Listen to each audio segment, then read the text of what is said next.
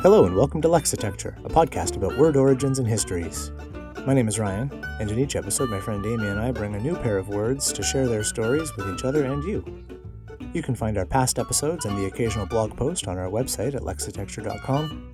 Follow along with us on Twitter and Facebook at Lexitecture, and if you really like what we do, you can support the show at patreon.com/lexitecture. Today's episode, Dr. Fascinating.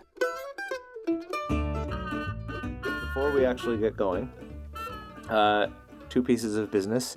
One is to send a big thank you to Alejandro, who is a listener originally from Spain, who is putting us all to shame by, I gather, just traipsing around Europe learning a ton of languages. He's now living amidst the Swiss Germans, learning regular German. Sent an awesome email about our conversation about cartography in the Dark Ages and possible origins for the name of the Angles. Yeah, it was super interesting. Yeah. That's our newest Patreon sponsor, is Alejandro. Hooray! So thank you, Alejandro. Thank you to Alejandro for that. The other piece of business is because I'm not planning on relenting on this until I've been defeated on all possible fronts. So I'm taking every single stab at this I can. If there is anyone within earshot who knows how to get in touch with Nicolas Cage, I want him on this podcast now that I know he's doing an etymology show. So, Nicolas Cage, if you're out there, and yes, I am saying these words, get in touch.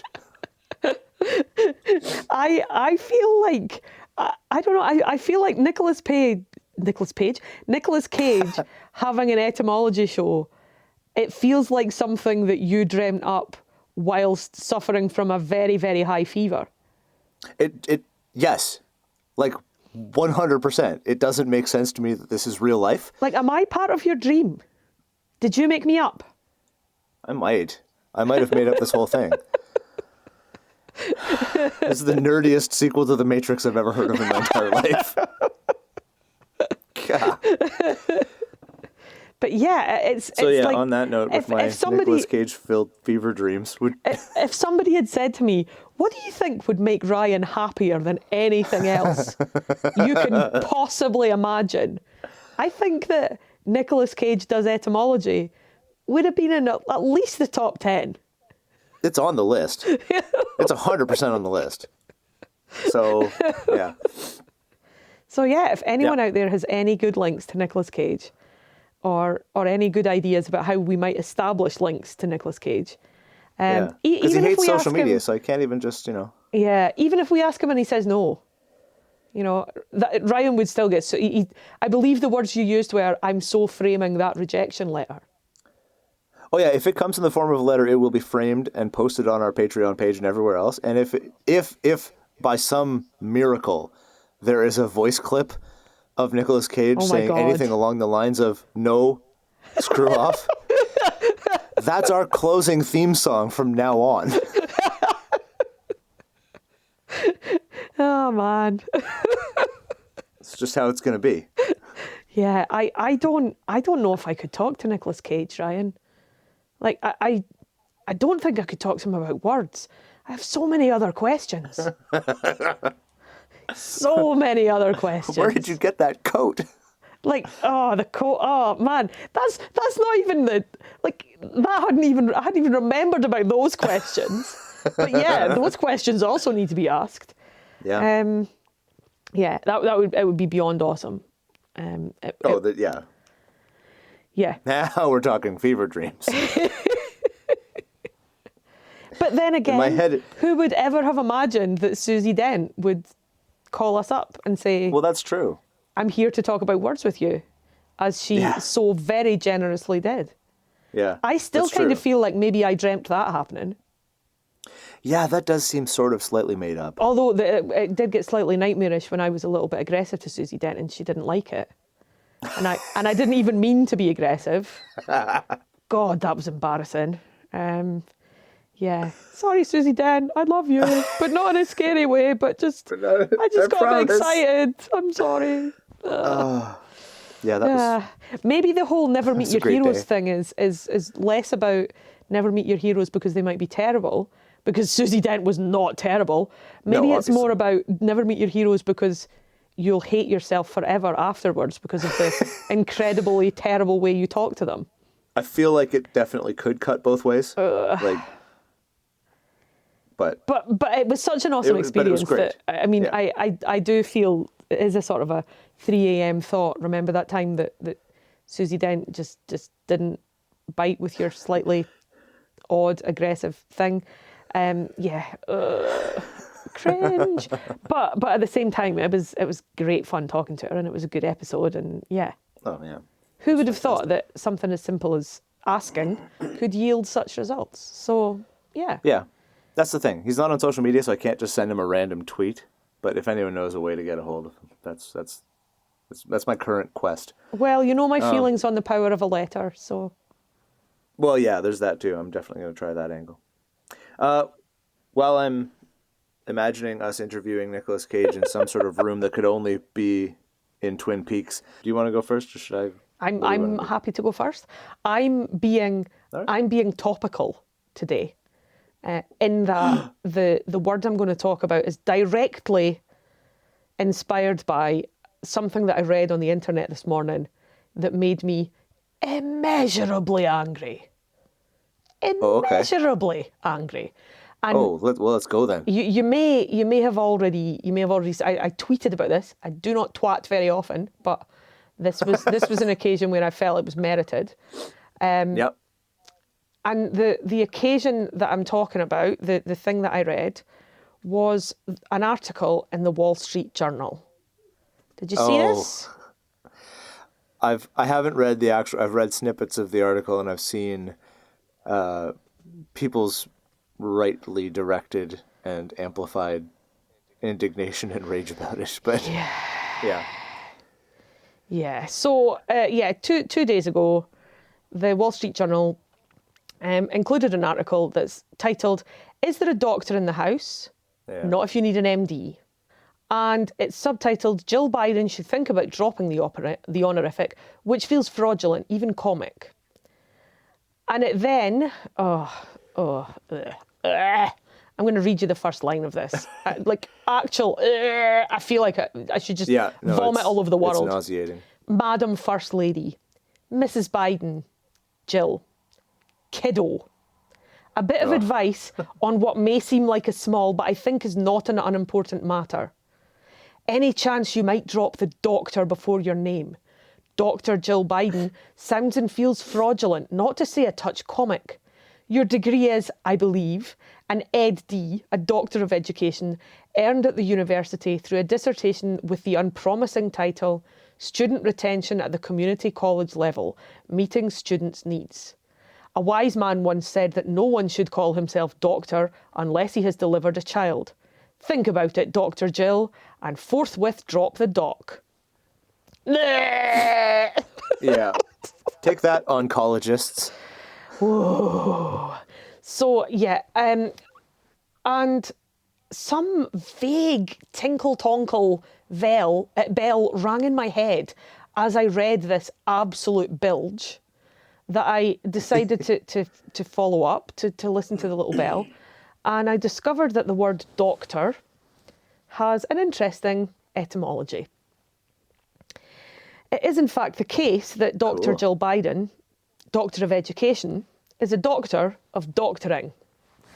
Because, as the Oxford English Dictionary says, in its sense, 1A of the word doctor, noun, a teacher, instructor, one who gives instruction in some branch of knowledge, or inculcates opinions or principles. This dates from around about 1387, where it was said that St. Austin be the first doctor of Englishmen. St. Austin was not a medic. He was, however, a teacher. Yeah, nope.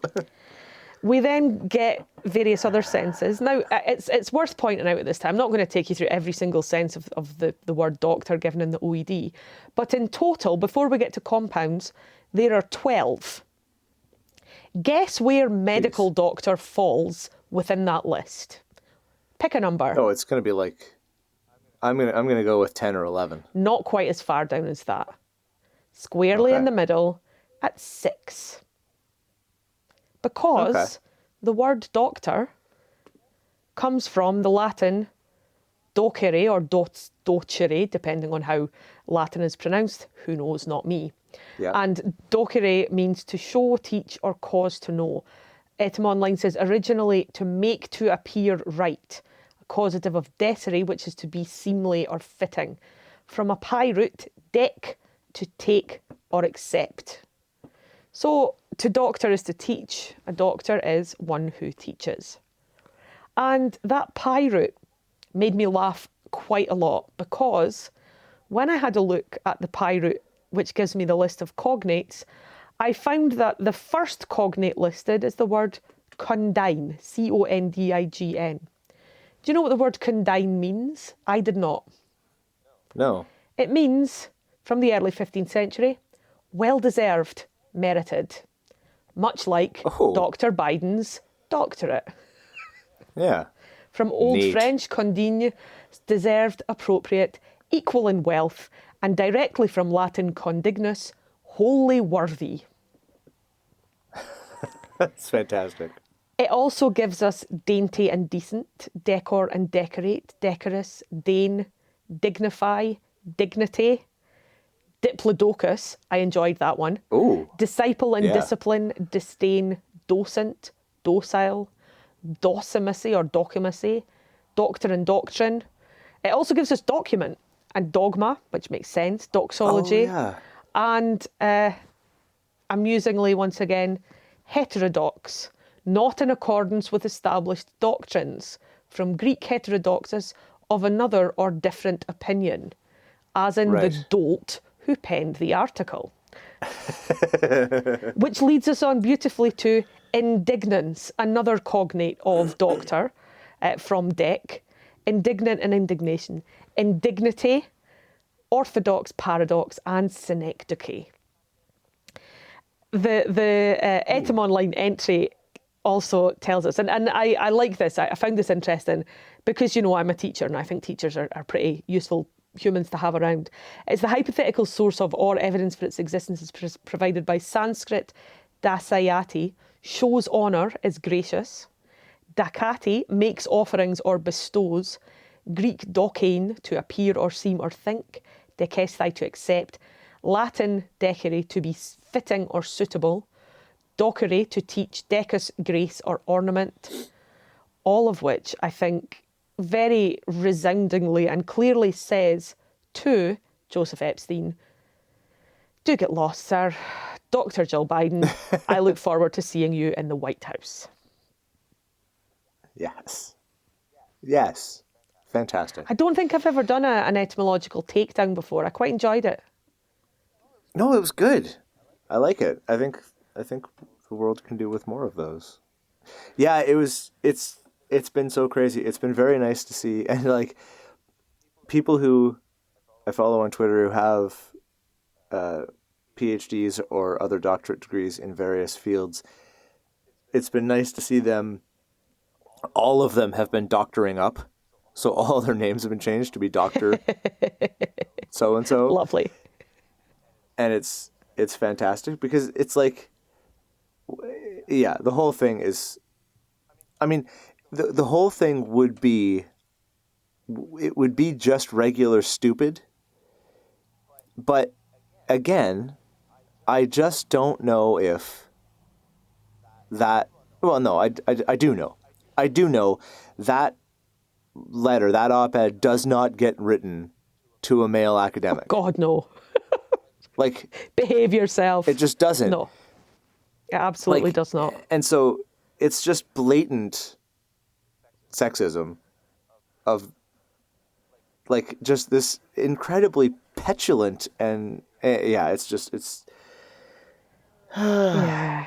It's so dumb. I did take great delight in the article. Epstein goes on to say that once upon a time a doctorate was a thing worth having. You know, back in the good old days, where you had to master Greek and Latin and defend your thesis and do all these various things that apparently make your doctorate worth more than it is now. And the point that I made in my quite snarky response to the tweet was, perhaps if he'd availed himself of a classical education, as apparently one had to do when doctorates were worth anything, you'd be aware of the meaning of the word. Nice. I was pleased to see in the OED that the second sense given of the word in specifically Scots English, a doctor was a teacher in a school, an assistant master in a school. So the head teacher would be called master, and then the other teacher would be called doctors.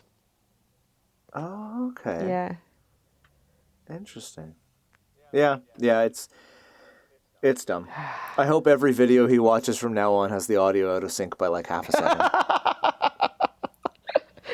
That is a truly terrible and wonderful punishment to...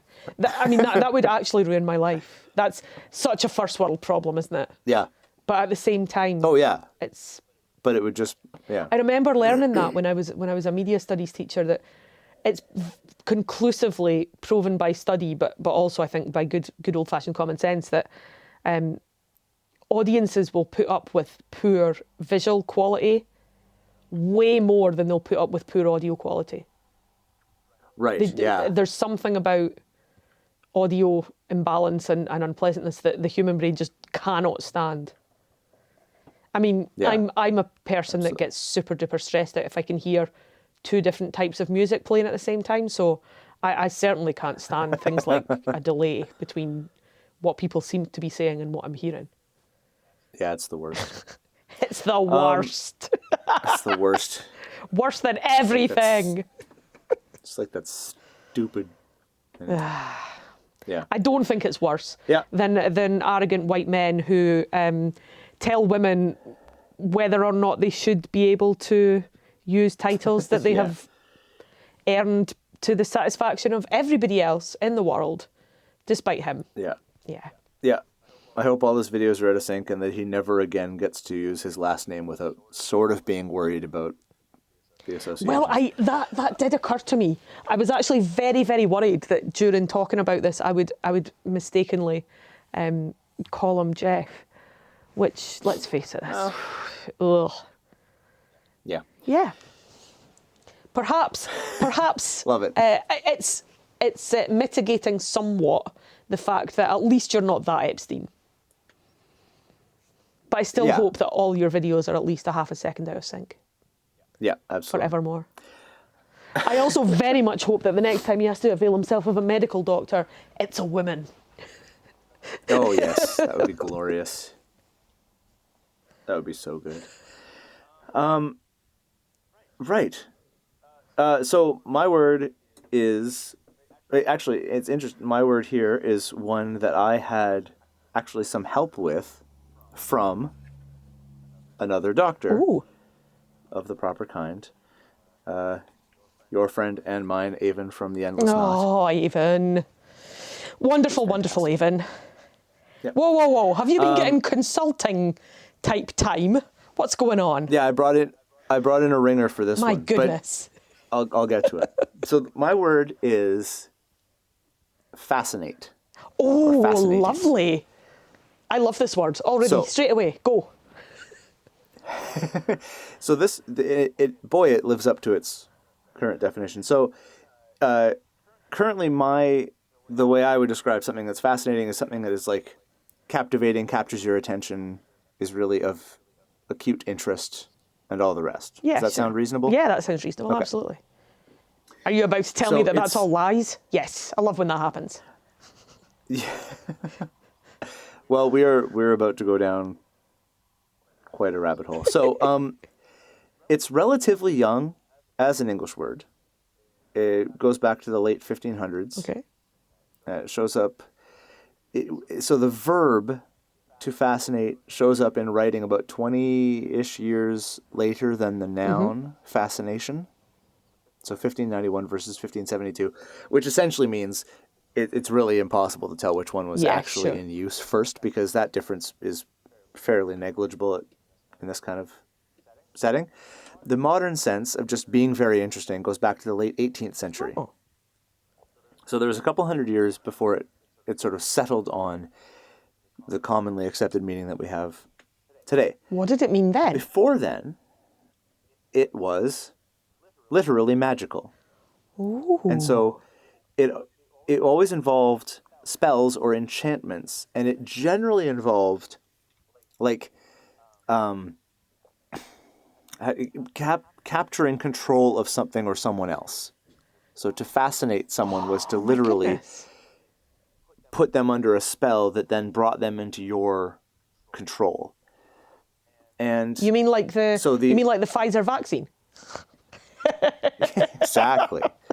Bill Gates microchips. Did you see the amazing memes of Bill Gates controlling Margaret Sweeney from Coventry? No. They were very good. They mainly involved PlayStation, Xbox controllers, and very silly, very wonderful. Delightful. Fascinating. So the earliest sense of the verb fascinate had a fairly strong attachment to the idea of snakes entrancing someone. Wow. That vision of, Kaa from the Jungle Book, being able to hypnotize Mesmerizing people snakes. with its eyes. Yeah. And so that's where that goes.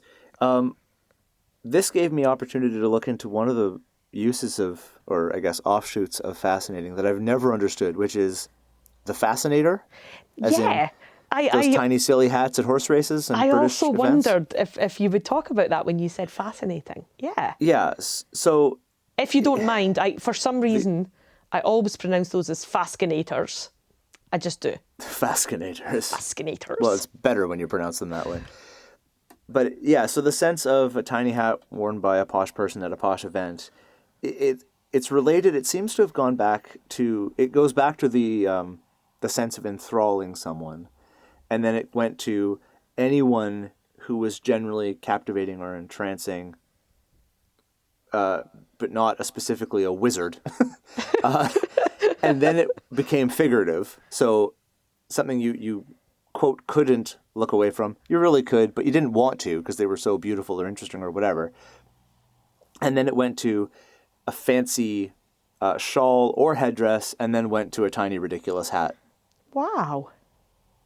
Yeah. So it went that kind of route, which is interesting. So that's why. So fascinators, it is related to the word fascinating. Sure. Okay. And fascinating. Now, etymologically, things get weird.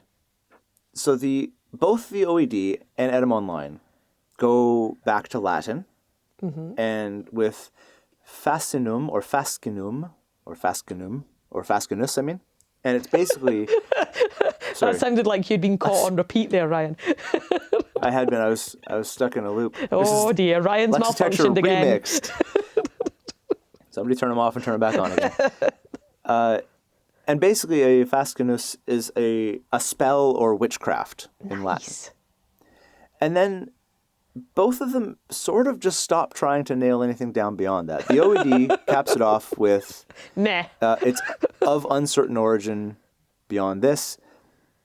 Etym Online goes a little bit further and has a couple of different theories. So I'm going to just read from Etym Online because it's an interesting thing. So it says possibly from Greek baskanos, meaning slander, envy, or malice, and later witchcraft or sorcery, with form influenced by Latin fari, to speak. But others say the resemblance of the Latin and Greek words is accidental. The Greek word might be from a Thracian equivalent of Greek faskein, to say, and perhaps, faskein to say, and German besprechen, to charm, from sprechen, to speak. Watkins suggests that the Latin word is perhaps from the PIE pasco, bhasko, band or bundle, via a connecting sense of amulet in the form of a phallus. Compare Latin fascinum, human penis, artificial phallus, dildo. Oh. Now, I was thinking fasces, as in fascism, the bundle of rods. Right. So, but no, dildos. Who knew? Yeah. So that Basco pie root, I can't find that anywhere else. I see. Other than that, so I don't know if I don't know what to say about that because the American Heritage Dictionary list of Indo-European roots doesn't have it and doesn't have include one the meaning pie root for dildo. Damn it. banned or yeah. Well, it's interesting because that pie root is said by Adam Online to be band or bundle, and yeah, I can't find one. But Wikipedia has an article for fascinus / fascinum, which it says is the embodiment of the divine phallus. And it goes on to basically say that this was the ultimate origin of the English word fascinate comes from Whoa. specifically. Are you telling me that penises can put a spell on people? This is what Wikipedia says. I want to make that clear. So Look into my eyes. No, not my eyes. that's right. My eyes are up here, but pay no attention to them. So as a source for this claim that the fascinus embodiment of the divine phallus is the origin of fascinate in English, it points to a Catullus poem to his lover Lesbia, where he goes on and on about how many kisses would be enough for him, and Let's live and live it up together, Lesbia, my love, and love the it's live all long very day. adorable. And of course, Catullus brought you to Avon. And of course, exactly. So when I'm reading a poem and I need to know more about the intersection of Roman poetry and penises and Avon's the possibly person early to go to. dildos, I know a person for that. I love when that happens. which If I only love that I knew a person who had expertise in this incredibly diverse field. Not that it's incredibly diverse, but yeah, Avon is definitely your go-to there. That's the one. So I messaged Awesome. her and said, can you help with this? Because I don't know what to make of this. And she basically, incidentally, I'm going to include the actual Catullus poem in translation in the show notes so you can read it. Because it's one of his cleaner works as well, which is saying something. Yeah, sure. So, yeah, I asked Dr. McMaster about this, and she said it's quite slippery, even just in Latin. Because, yeah, essentially... Should I just be playing the Benny Hill music from here on out? You should, yeah, for this entire section of the episode. It's the idea was that there was the sense that special amulets, and this is not new or unique to Roman culture, that amulets can be used to ward off evil or enchantments or magic or whatever, right? Or penises? And one of the common amulets was the fascinus. Right, okay. But that fascinare was also the verb for casting those enchantments in the first place, or trying to curse someone. Okay. So it's, even in Latin, it's not super clear. It's a chicken and the egg thing, even in Latin, where it's not how and when and why that transition was made doesn't seem to be super clear. What I did get from Avon when she responded and sent me a plethora of stuff, she sent me an article from an archaeological journal that talked about the discovery in the UK of a bunch of fist and phallus fascini, fist and phallus fascinuses. Say that fast 3 times. Yeah. And this was... okay, so as I'm describing this, bear in mind that this was apparently a crazy common symbol in the Roman Empire. So what you're picturing with this amulet is a boomerang where the V it's like a V, right? So the sides are pointing up. But one side is a fist and sort of the first third of a forearm. Okay. And the other side is a penis. Huh. And so that's the fist and phallus fascinus. Oh. That was one side. There was another example, and this one I'm 100% posting a picture of because I'm going to be up for some sort of award if I can actually make people envision this just in an audio medium. But boy, okay, so you've seen a picture of like a manticore, the lion, face of a human, body of a lion, tail of like a scorpion. Right, often. right, okay, yes. That idea? Yeah. Winged or not. Or a griffin where it's like a lion-eagle combo. So this particular fascinus that there's a picture of on Wikipedia is you're starting with the idea of a manticore, that general shape. Right, okay. So the body and the head are a penis. Okay. It has wings, and they're just wings, which is miraculous given the rest of this contraption. Okay. The body is a penis. It has its own penis, Obviously. Instead of a scorpion tail, it's... A penis. Can you guess? Yeah, okay. Another penis is a tail. And then it looks, at first glance, it looks like it has sort of like the bottom half of cats' legs or like satyrs' legs. You know where the knees kind of go backwards from people's knees? It has that. Except when you get down to where the hooves would be, you realize that they are, in fact, penises. 2 more penises. I've never seen a cloven penis. Oh, man. You have never seen this amulet before. Now, listen, I have to tell you something just now that it involves me name-checking one of my former colleagues. I'll leave her first name out of the equation because she may not wish to have her name discussed thusly. But I worked in a school for quite a long time where one of my colleagues was called Miss Dick. Okay. Oh, okay. And yep. This was she was a pretty canny, easygoing sort of person, and she'd basically accepted that, you know, this was hilarious, great, let's move on, and that was sort of her attitude to this whole affair. And interestingly, the rest of her immediate family, changed their name by deed poll to Dixon and didn't tell her. Are you serious? Which What? I always found to be absolutely hilarious, but B, a little bit crazy. But as happens when you are around teenagers, quite often crudely drawn penises appear, you know? Like cock and balls appearing on pieces of paper and books and textbooks and things like that. It's an occupational hazard when you are a secondary school teacher. And I always find it funny because I'm incredibly puerile. So Right. So it's tricky because I'm supposed to be a responsible adult in charge of these teenagers, but also there's nothing I like better than a crudely drawn cock and balls. It really, really makes me laugh. So a prior teacher, a person that I didn't ever work with, but who had been a member of the department, she had started something of a tradition with my colleague, Miss Dick, whereby anytime she found a crudely drawn penis on a piece of paper or whatever, she would give it to Miss Dick. And she kept all of these pictures in a drawer in her desk, which of course we called the Dick drawer. And Obviously. So from then on, if I found one, obviously, I would give it to her because that was just the natural order of things.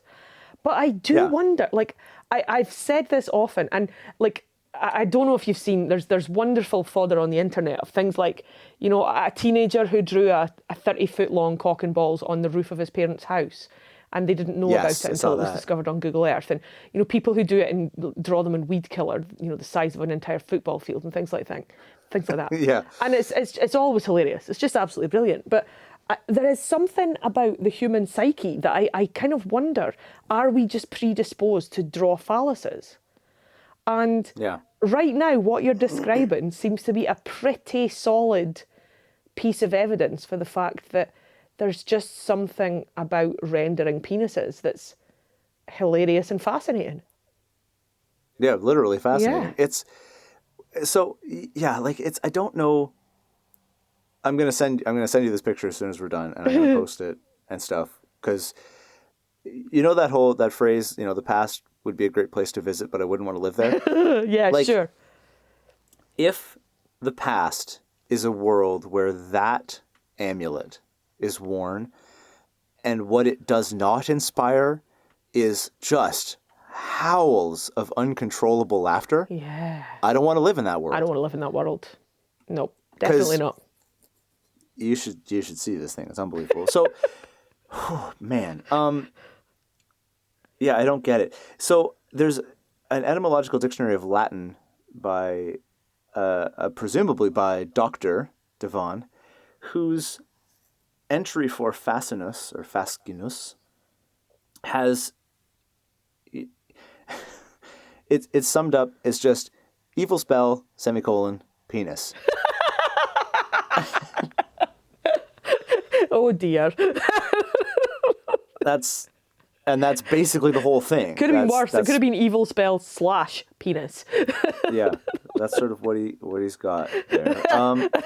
But the next entry is fascis, Fascis, which it defines as a bundle / word that used to mean bundle and now is a homophobic slur. Okay, yes. And symbol of power. Yes. Now, it doesn't draw a connection between those two things. So it makes no mention of this being related in any way to fascinus or fascinum. But I don't know. Like it makes a lot more sense. I really, really want to believe that fascists used as their symbol a penis. That would make me happy. Or at least they used a bundle of sticks when they could have been using a penis. Or that they ultimately take the name of their doctrine from the same word that describes an evil spell. A monstrous type of manticore where every single piece of the manticore is another penis. Yeah. I do recall finding... It's literally just a bunch of dicks. I do recall finding a drawing like that that had been done by a naughty pupil and taking it away in a stern situation and being very disappointed, and then immediately running to show it to all of my colleagues and laughing quite a lot. Yeah. So it doesn't draw a connection, but that seems to be a possible point of connection between where fascinus could mean evil spell, but also became an amulet or symbol of power, or whether... What I'm now mainly thinking about is... So if one wanted to be etymologically correct, a fascinator should really be a headband with a penis on the end of it. I'm so happy you got there too, because... Ryan, that's why we're friends. Because my wrap-up with this is the moral of this story ultimately is that fancy British horse racing events could be much more hilarious. And should be, I would argue. And royal weddings and fancy fetes and all sorts of stuff would be just so much better if the fascinators that all the princesses were wearing were truer to their etymological roots. And also the most esoteric pun-based review of any theater performance would be simply to call a puppetry of the penis show fascinating. But, I'm never looking at a fascinator the same way again. Never. Not once. Never. No. So there's, fascinating. Fascinating. Indeed. What a trip, though, eh? Like, jeez. I tell you what, I'd go to Dr. Fascinating. Oh, absolutely.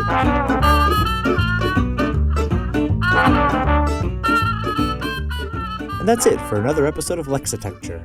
To get in touch with us about something you heard this episode, you can email us at words@lexitecture.com. You can also follow along and talk to us at Lexitecture on Facebook and Twitter, and at Lexitecture Podcast on Instagram. For back episodes and the occasional blog post, visit us at lexitecture.com. Thanks very much, and we'll talk to you again soon.